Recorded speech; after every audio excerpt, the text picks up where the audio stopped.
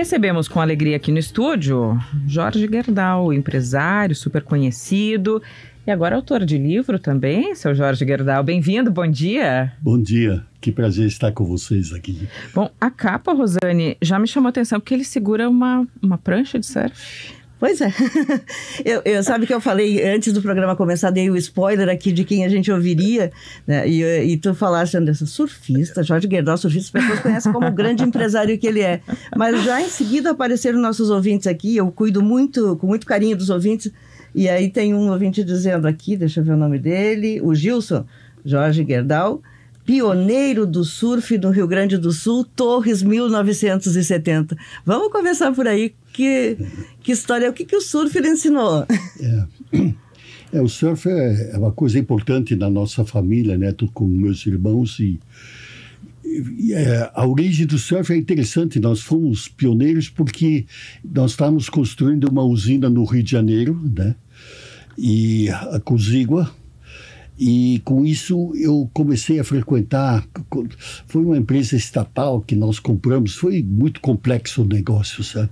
E com isso eu comecei a ir muito ao Rio de Janeiro e aí eu me hospedava em Ipanema e eu comecei a ver surfistas, né? E como nós sempre fizemos jacaré, vamos dizer, não existia o surf ainda, né? Nós todos em Torres veraneávamos, a gente tinha muito vínculo com o mar, com a natureza. E aí, quando eu vi esses surfistas, aí comecei a frequentar e conversar com o pessoal. E aí nós, inclusive, trouxemos eles para Torres e fizemos campeonato e aprendemos o surf com os rios. E fomos no Rio de Janeiro, fomos pioneiros. Até a primeira prancha, essa que aparece, é uma prancha de madeirite. Ainda não existia a prancha de estiropor, tá certo? Né? E que tem uma flutuação fantástica. Então foi um começo bastante complexo, né?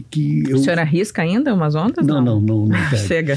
Não, bem que gostaria, mas o levantar na onda exige uma rapidez extrema, tá certo, né? Quando você pegou nada e pega, tem um ponto que você tem que levantar. Aí exige uma agilidade, uma rapidez, que eu estou chegando nos 88, já não vai tão rápido, né? Eu nado ainda e frequento o mar, etc. Mas eu com 3.6 também não tá dando, viu, seu Jorge? Mas eu li um pedacinho, o início só do seu livro que eu recebi ontem, o arquivo, em que o senhor começa falando e me deu uma boa impressão de desburocratizar as coisas.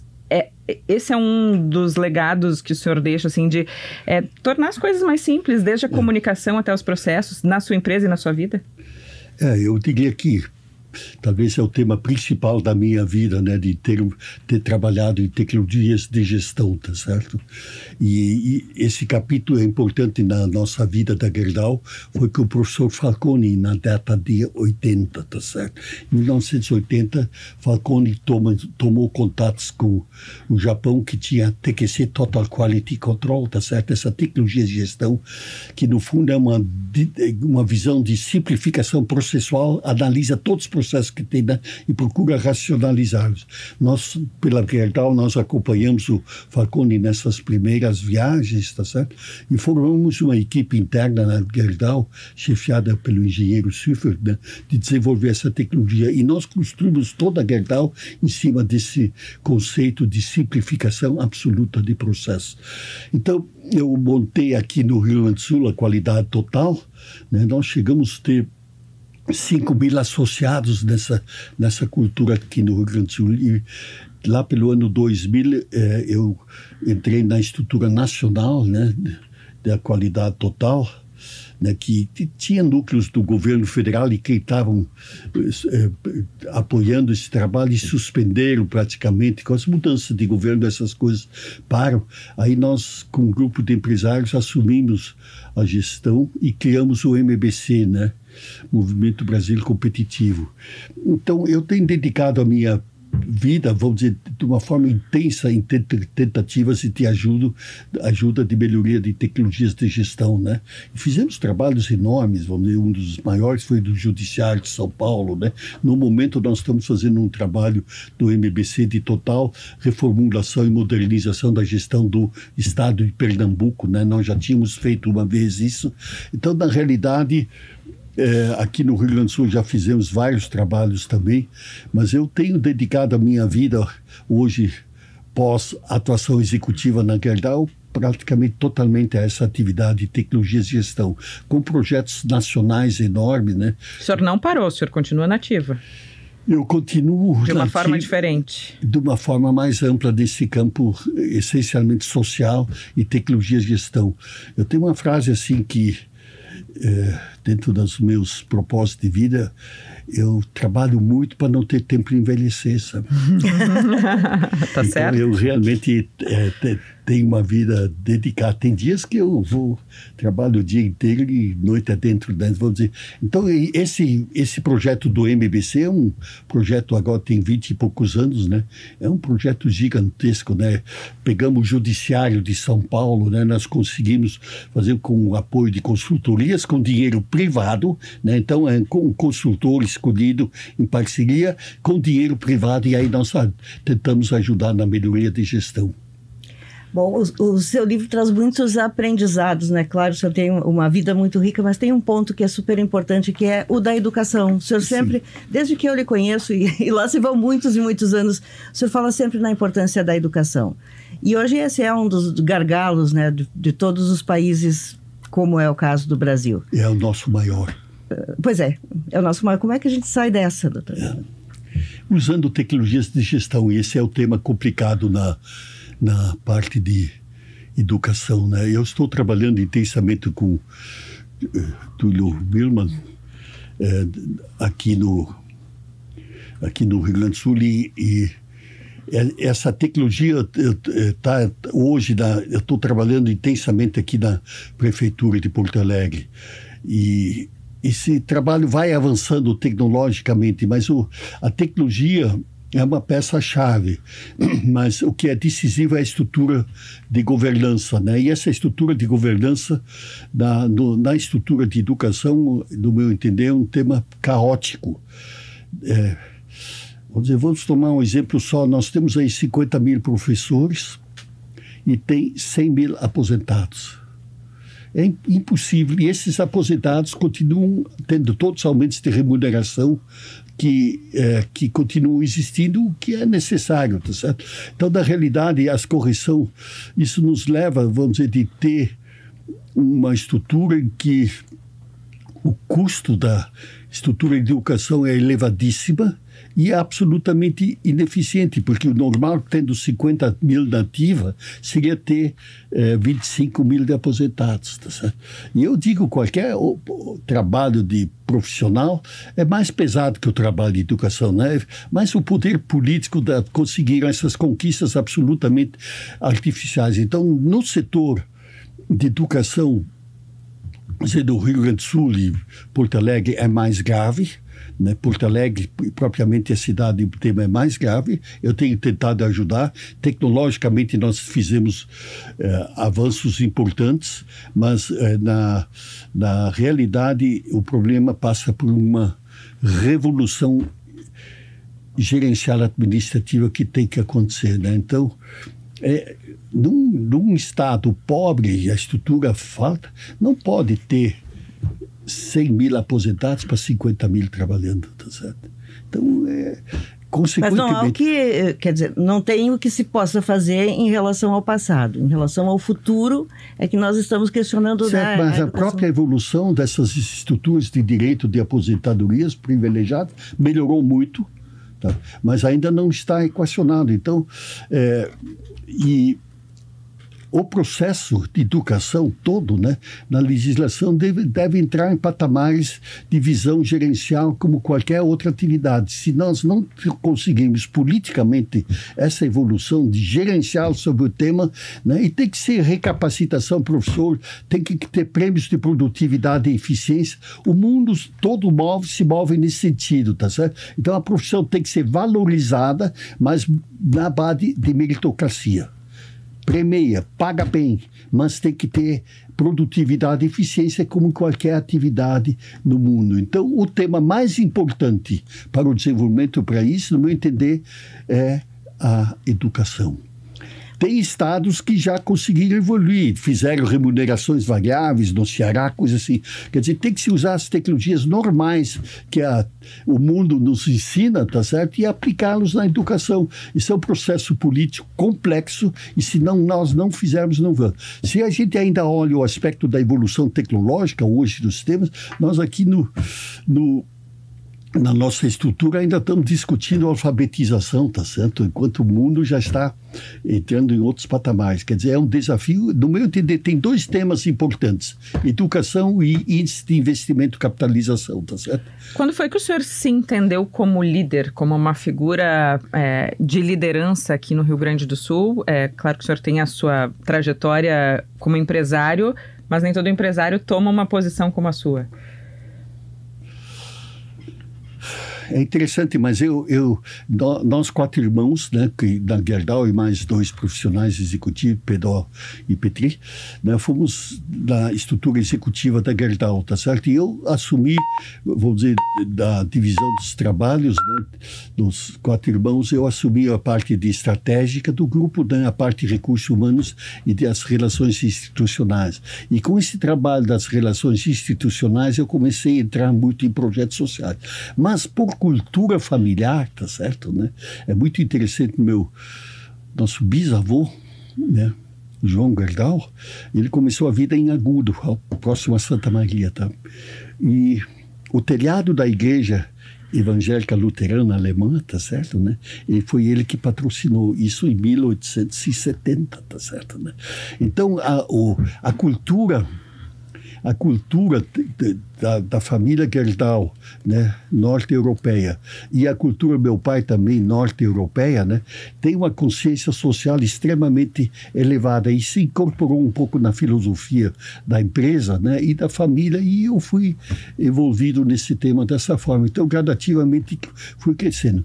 Aí, o fato de um Falcone, né, que foi uma peça-chave nas tecnologias do Brasil em termos de gestão, nós entramos nesse tema da educação também. Consequentemente, trabalhamos em dezenas de projetos aqui no Rio Grande do Sul, Santa Casa e assim por diante, né?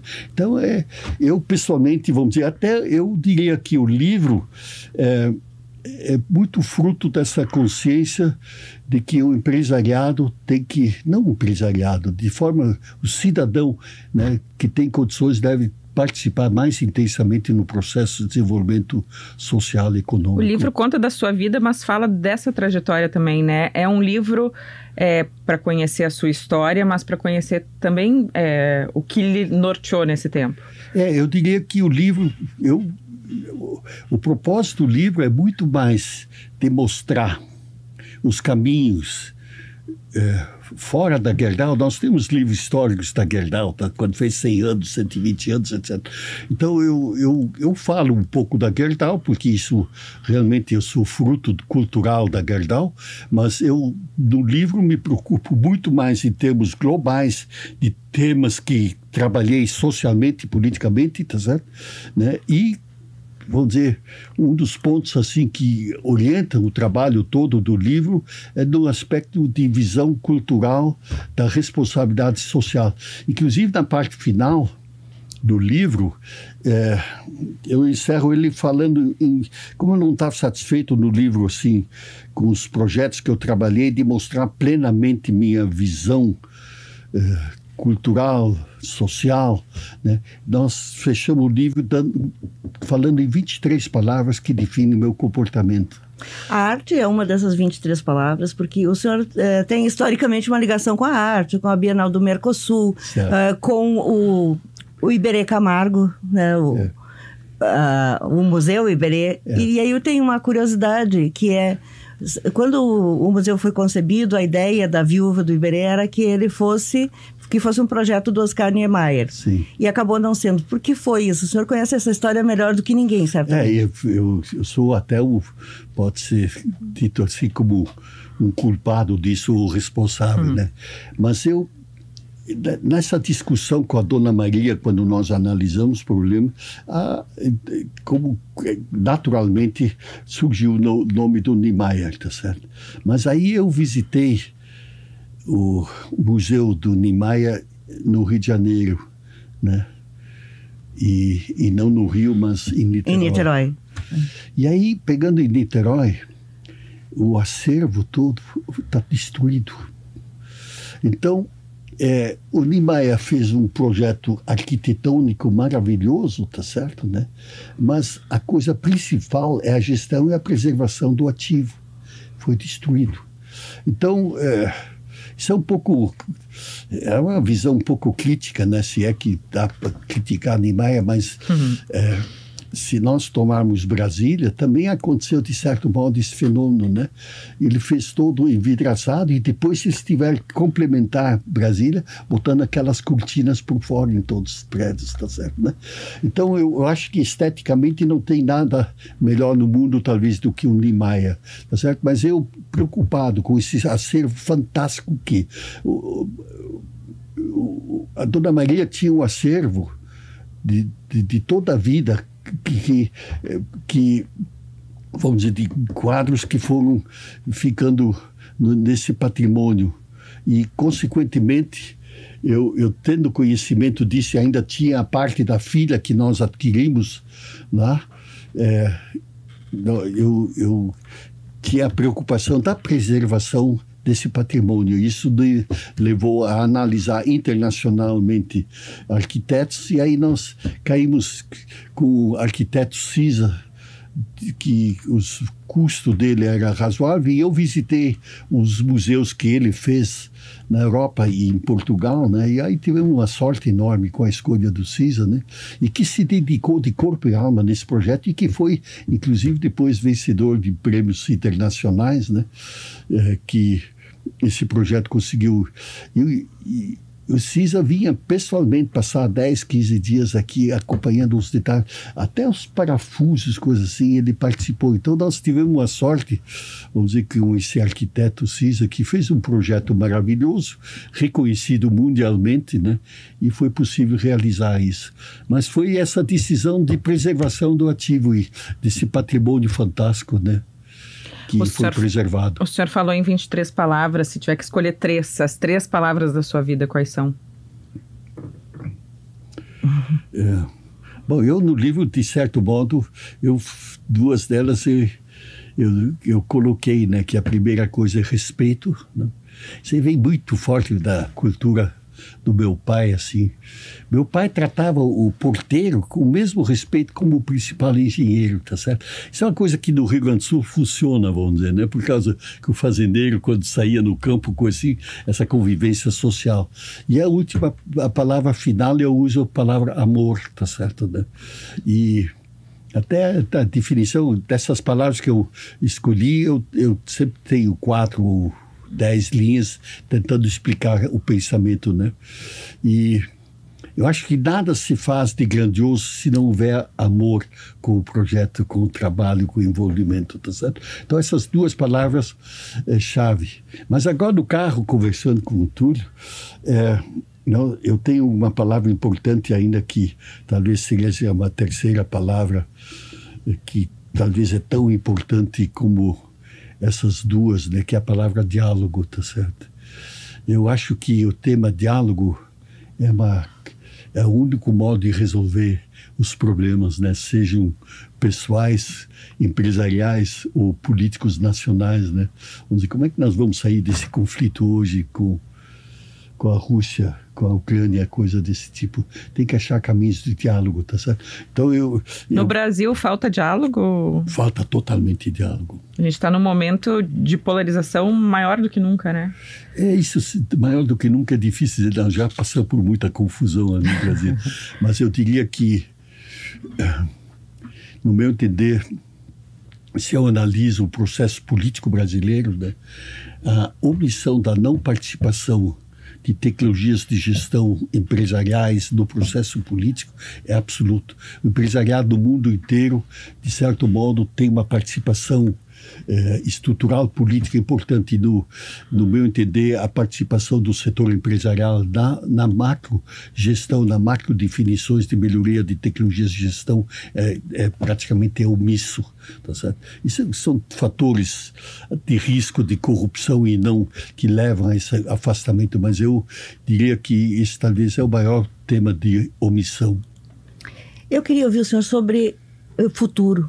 O senhor tem toda essa visão, o senhor deu ao seu livro o título de A Busca. O que o senhor acha importante que as pessoas pensem para o futuro em relação à preservação do planeta? Que hoje nós vivemos uma sensação, e muitos jovens têm isso, de que não querem nem ter filhos porque o planeta vai explodir. Eu nasci sem que esse tema fosse tratado, né?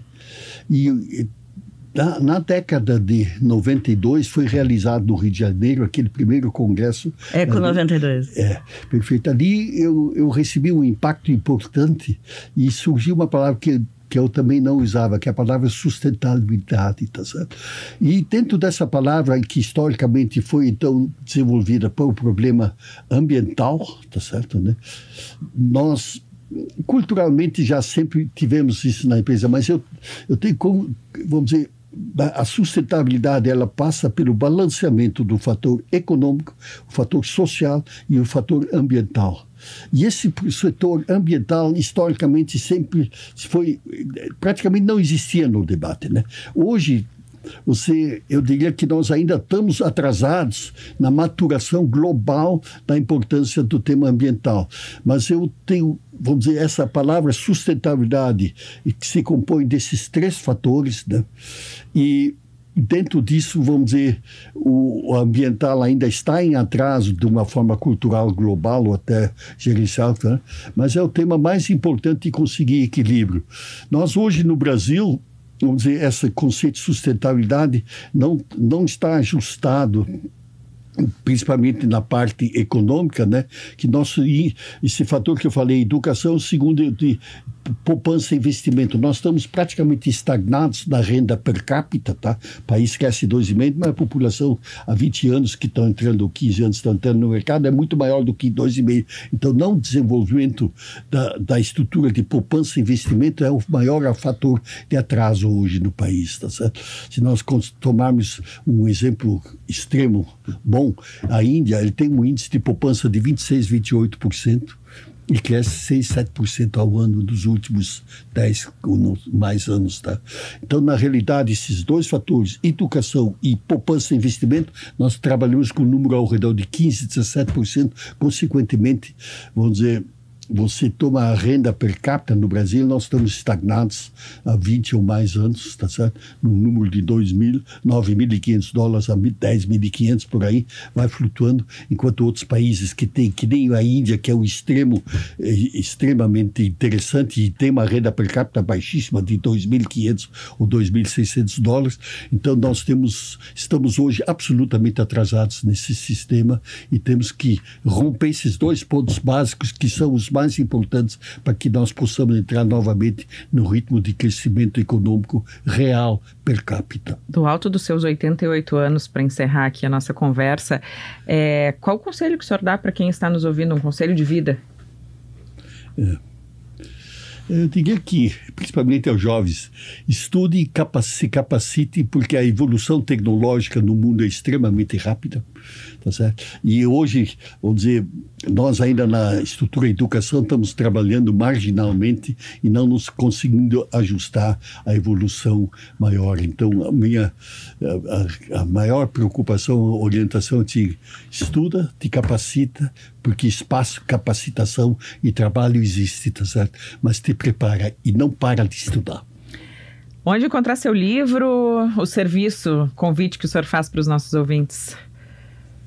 Bom, eu diria, o livro traz muito para poder aproveitar um pouco esse conceito geral, tá certo? Mas eu diria que não dá para perder a esperança do Brasil. Eu acho que, indiscutivelmente, o Brasil é maravilhoso. Tem mais gente com capacidade de aprendizado e educação enorme. Nós temos experiência de produtividade no Brasil com patamares internacionais. Vamos dizer, a conquista que o Brasil, o sul do Brasil fez do território nacional com produtividades internacionais, tá certo? Isso é nossa gente. Foi só o governo não se meter muito, se investiu com tecnologia, que foi decisivo, tá certo? Mas na realidade mostra que o país tem um potencial fantástico. Eu sou fã absoluto do potencial do nosso país. O problema é o ajustamento das macro-direções que são muito voltadas a interesses pessoais políticos e não ao interesse global político que o país precisa. Lançamento amanhã. Aonde, Rosane? No Museu Iberê Camargo. O lançamento é amanhã no museu, mas amanhã é um ato mais restrito, né? Convidados. Porque o espaço... Não, tá aberto. Tá aberto? Aberto. Ah, bom. Túlio Milman, fala aí pra gente. Fala aí, Túlio. Túlio que trabalhou... Túlio, lá do microfone. Caí de paraquedas na entrevista. O lançamento é amanhã na Fundação Iberê Camargo. A partir das 17h30, né? Vai ser o Dr. Jorge está fazendo já a fisioterapia preventiva no braço, pela quantidade de autógrafos, e vai ser um prazer receber. Você quer a segunda caneta para não faltar? Isso, 2 canetas. Receber os amigos lá para confraternizar, dar um abraço ao Dr. Jorge e conhecer a busca. Que legal. Ótimo. Muito então, obrigada. Tinha informação defasada ainda, que era fechado. Muito obrigada por conversar conosco, por dividir um pouquinho dessa história aqui na Rádio Gaúcha. Eu que agradeço a oportunidade, né? E como sou um ouvinte fiel, tá certo? Do meu carro, assim, só tem a Gaúcha, que não bom. tem outro botão.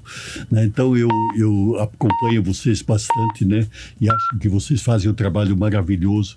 Então, eu agradeço essa oportunidade e espero, com o livro, poder ajudar um pouco a meditar sobre temas de interesse coletivo. A Busca, de Jorge Gerdau, foi o tema da nossa entrevista. Nós voltamos em seguida com mais Gaúcha Atualidade.